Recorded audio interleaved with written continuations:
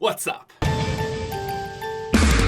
So ladies and gentlemen, today I'm coming back at you with another theory-based video, and what I wanted to tackle today is the question of why are there no legendary pickaxes or legendary emotes in Fortnite? Now in Fortnite you obviously have legendary weapons, but on the cosmetic side of things you have legendary skins, legendary backbling, and legendary gliders. Legendary cosmetics is not exclusive to simply outfits, and for that reason alone, I think it begs a very good question of why has Epic never added in a legendary pickaxe or a legendary emote? And furthermore, a better question to ask is, does that mean that since Epic has never done it in the past, will they never do it ever? So at the end of the day, basically what we're gonna be doing today, guys, is tackling that question, looking at some evidence, and coming up with a conclusion. It's gonna be a real science-based video. But no, this is a question that no one has ever answered. I think it's pretty interesting. I've done some digging, and I think I've come up with an answer. And as always, guys, before we do get into it, if you are new to the channel, please feel free to subscribe. If you're already subscribed and could leave a like,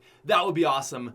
Other than that, though, let's just get into it. So the first thing and biggest thing we need to address in this elephant in the room is a legendary pickaxe already exists. This looks amazing. So this is what you get when you reach tier 4 in the skill tree. And you get the +1 upgrade to your pickaxe. It's got friggin' rocket boosters! And it leaves cool looking saber trails. This was uploaded all the way back in August of 2017. So a legendary pickaxe has actually existed for a very long time, just not in Battle Royale. The thing with this pickaxe, and really PvE in general, is it's obviously a very different ranking system to Battle Royale. This pickaxe, as you can see, actually does more damage to structures, it strikes faster. So for that reason alone, it wouldn't really work in Battle Royale because cosmetics are cosmetics only and serve no competitive advantage. So that alone tells us why some of the legendary pickaxes from PvE have never been added into the game. But again, Battle Royale is obviously cosmetic only, and Epic Games ranks those cosmetics based on the looks alone. They essentially rank it on somewhat rarity, but more so just the pure aesthetic value of those skins. Green skins are slight alterations in outfit to the default skins. Blue skins are essentially still just green skins, but with greater alterations, like the Bright Bomber, for example. It's still just a regular default skin with red hair and a crazy suit. Purple skins are often great jumps from a normal standard skin, and obviously legendary skins are your top tier, major changes to your basic character model. And primarily, the only thing that we've actually seen in Battle Royale that is legendary as far as cosmetics goes is outfits. Now, the other thing you obviously have to consider is backbling, but I wouldn't really say that that's a fair argument because with backbling, it's really just the pairing to the skin, and if it's a legendary skin, it's going to be a legendary backbling. So for that reason, it's not really fair to say, well, there's skins that are legendary and there's backbling. It's kind of one in the same. So that's not really a fair analysis, and if we really want to get to the bottom of this question, we have to look at gliders. Epic Games has released dozens of legendary skins, maybe a handful of legendary backbling, but there's only been one legendary glider, and it is the Dragon. Aesthetically, it's just simply better. It's more complex, it's got moving parts, it's got explosions when it pops out. It is clearly the most developed glider that's ever been released in Fortnite. And this alone is the one piece of evidence that really helps us build a case as to why we've never seen anything legendary as far as pickaxes and emotes go. But this is the thing, it's not what you think. There's a very easy answer to this question, but it's not the right one. The easy answer, we could just end the video here and be done with it and happy, and this will be a nice 6-minute video, is this. Legendary pickaxes and emotes don't exist simply because they're just not aesthetically developed enough. There's not enough that you can change to a pickaxe or an emote to make it that amazing, and for that reason, Epic Games has just never been creative enough to come up with anything. And maybe, just maybe, a month ago, I would have agreed with that statement, but with the release of Season 5, I've had to completely change my viewpoint on this. With the release of Ragnarok and Drift, the two new progressive outfits, we've seen two absolutely phenomenal looking pickaxes added to the game. And they're not legendary. Let's be honest here. These are the best pickaxes we've ever seen in the game. I think the Drift Edge is the number one of all time. And it's not legendary.